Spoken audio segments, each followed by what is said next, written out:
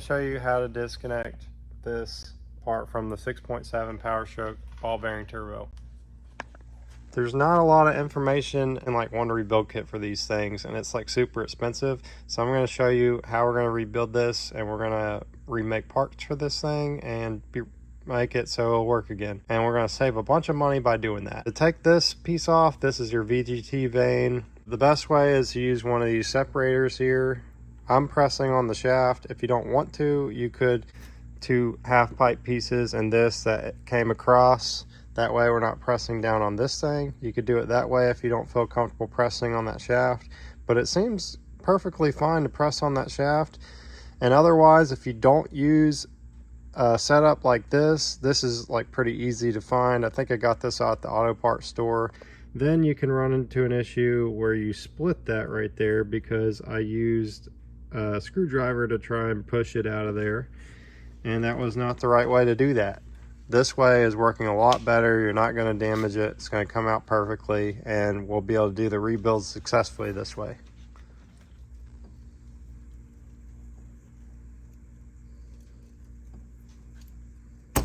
There it goes.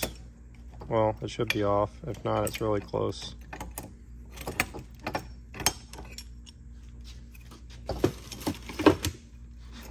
Probably just pry it right there.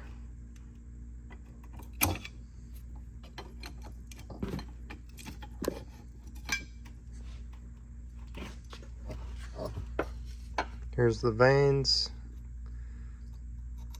Here, let me show them that other piece. Oh, this thing's a little...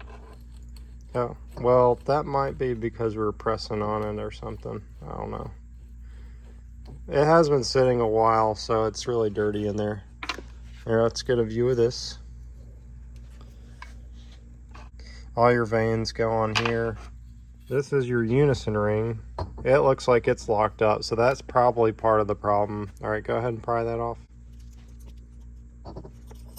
The issue with the unison ring is if this area right here builds up some type of debris or rust, then it locks into that unison ring and it won't allow it to rotate properly, which will lose your VGT abilities to work properly.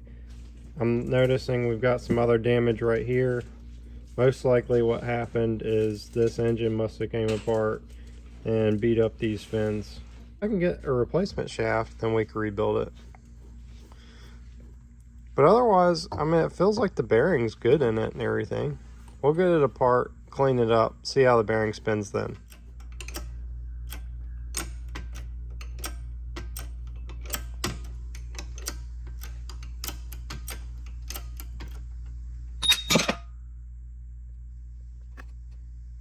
Yeah.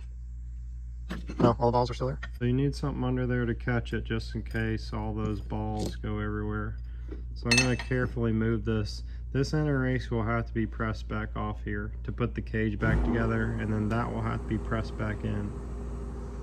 Notice our piston ring gap orientation. These aren't completely 180. I would try to aim for that, but it may not be that easy since it's ball bearing, and the way of assembling it, it's best to try and rotate it while pressing it in, so you know there's no binding. More like 90. We're going to remove this and also try to put those piston rings not up and down but side to side, so horizontally in comparison to the oil feed and drain.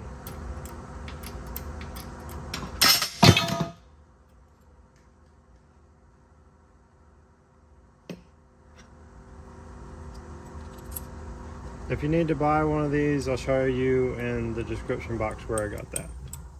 I'll leave a link. These vanes are really beat up and probably need to be replaced. This is always your rear one. You can see the difference in this one. It doesn't have that cutout in the back. This is the front. Right here is where the pin is to hold the cage in. To remove that, there's a plug right there. You punch that out from this area with the punch. That's where that plug is. This is the plug that came out. We'll punch that back in when we're done. Once the plug is removed, then you have access to your pin bolt right here.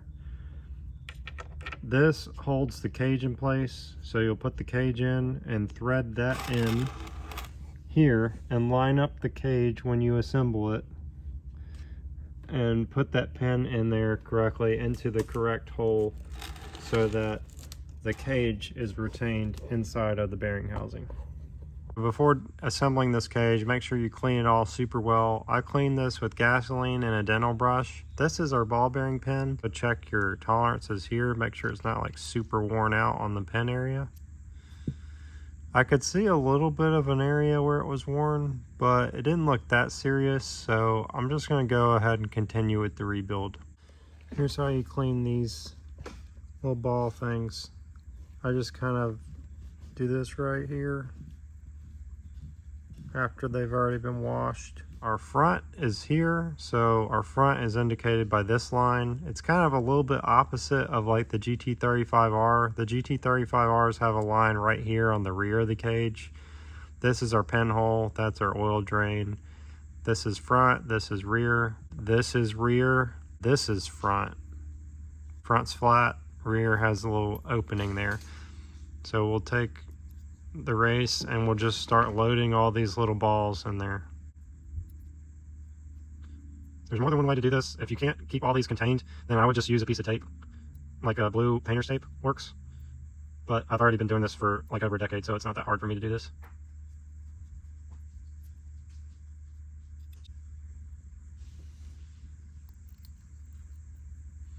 Now just go around, make sure they're all in there, make sure I didn't lose any.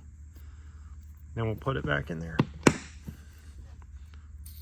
Then we'll check how much play it has. So that should be normal.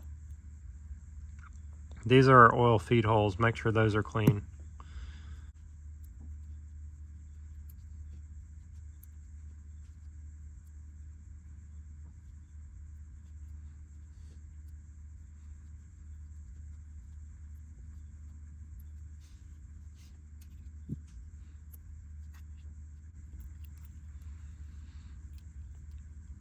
Make sure they're all there.